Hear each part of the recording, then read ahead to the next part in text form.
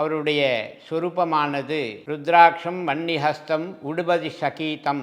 அந்த ருத்ராட்சங்களை அணிந்து கொண்டு பஸ்மனோர் தூளிதாங்கம் என்று சொல்லக்கூடிய விபூதி உடல் முழுக பூசிக்கொண்டு உதவக நயனம். நயனம் என்றால் இரண்டு விதமான வார்த்தைகள். ஒன்று நாகத்திற்கான வார்த்தையும், நயனம் என்றால் நெருப்பு என்கின்ற வார்த்தையும் குறிக்கின்றது. அவர் கையிலே அந்த ஆசனமானது அமைய பெற்றிருக்கின்றது. ஆகையால் நயனம் என்றாலே அழகும் என்று சொல்வார்கள். அழகுக்குரிய நாகமாகவும் அக்னி பகவானானவர் ஜுவாலை விட்டு கையிலே வைத்து கொண்டிருப்பார். ருத்ராட்சம் வன்னிஹஸ்தம் உடுபதி சகீதம் பஸ்மனோர் தூளிதாங்கம் உதவக நயனம். சௌமிய கங்கா கலாபம். கங்கையானவள் சிரசிலே இருந்து பாதிமதி என்று சொல்லக்கூடிய சந்திர பகவான் பிறை நிலாவாகவும் தலையிலே அமர்ந்து உதவக நயனம் சௌமிய கங்கா கலாபம் ஓம்கார மூல மந்திரம். அவருடைய மூல மந்திரமானது ஓம்காரம் என்கின்ற மூல மந்திரத்துடன் 4 ரிஷிகளாக அங்கே அமைய பெற்று கல்லாளன் புடையமர்ந்து நான் மறையார் அரங்க முதல் கற்ற கேள்வி.